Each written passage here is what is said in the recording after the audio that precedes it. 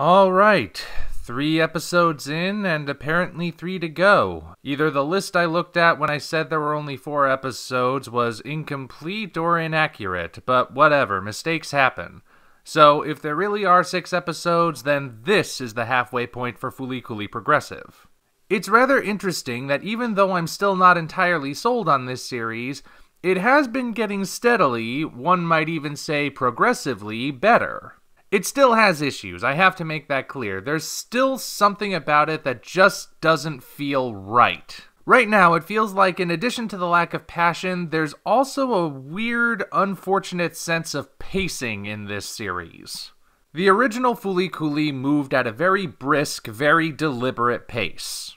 It wasn't in a rush to get anywhere, and it still took time to have quieter, slower moments, but even those quieter, slower moments still felt like they were moving forward in some way.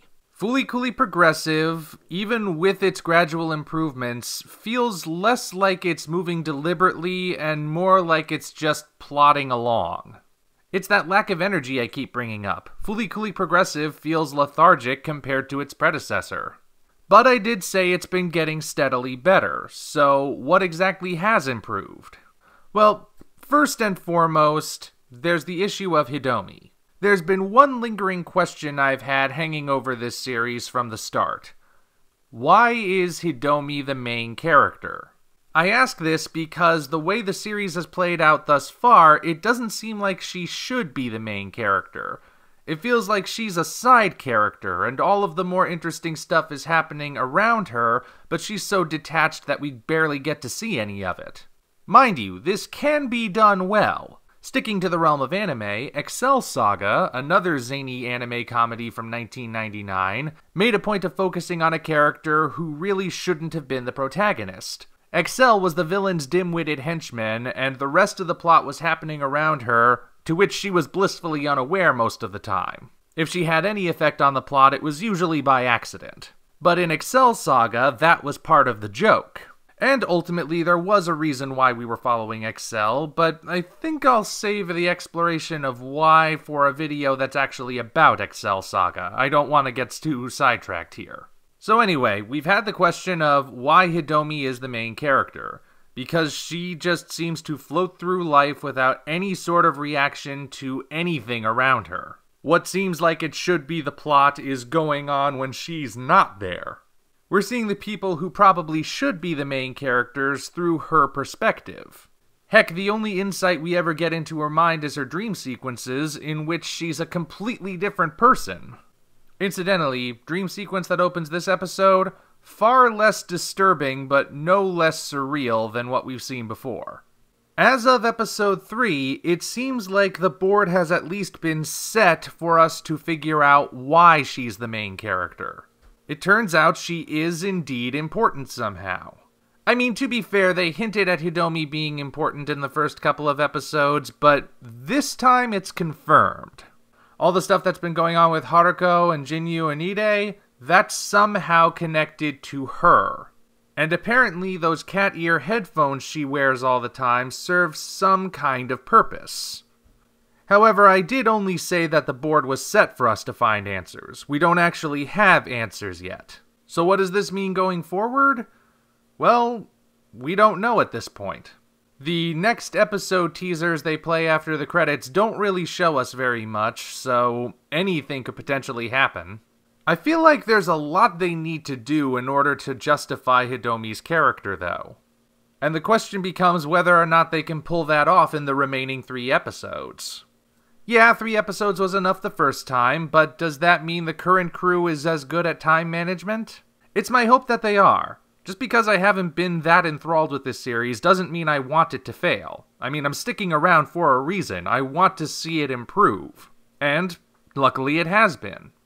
It's more than just the question of Hidomi, though. There are other elements introduced in this episode which have me wondering. For example, a new character has come in. That character, if I'm remembering correctly, is Aiko. I might be wrong, feel free to correct me in the comments. She's the one that Goro Mori claimed was his girlfriend, and she's all cute and demure and shy and carries around a potted plant and acts very much like a quirky waifu character. But then, towards the end of the episode, it's revealed she's kind of a battle axe, actually. Basically, Goro hired her to be his girlfriend for the day because, let's face it, there's no way he could ever actually get a girlfriend. And she did so for the right price, which is just this side of prostitution, but she's clearly not happy about it. I have no idea if she's going to show up again, honestly. But she brings with her another weird element. Something that at first doesn't seem like it's all that important. The last time we see her, it's hinted that the potted plant she's carrying around is somehow a significant plot device. And funnily enough, it's the potted plant that's convinced me that this series might really improve from here. Having this thing that's in the episode and is there but doesn't seem to be all that important, and then at the last minute to suddenly imply there's some sort of grand scale mystery surrounding it, I saw that and thought, okay, that feels like something we'd get from Fooly Cooly. Again, I have no idea if it's going to be significant or if it was just something random they threw in. I hope it's the former, but we will see. Speaking of comparing this show to the original series, there's one other thing that has me thinking the episodes will continue to get better, as they have been.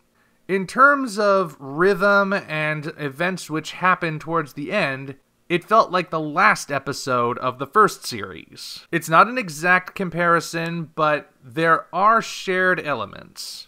Stuff like how there's a time skip, or an escalation of events, or the increased presence of medical mechanica. So now I'm thinking, if the middle episode of Progressive feels like the last episode of Fooly Cooly, does that mean the episodes which come next are going to be completely different? Like I said, I hope so. In short, Fooly Cooly Progressive has given me enough reason to stick around and see what happens. Please, for the love of Conti, don't fumble in the end zone.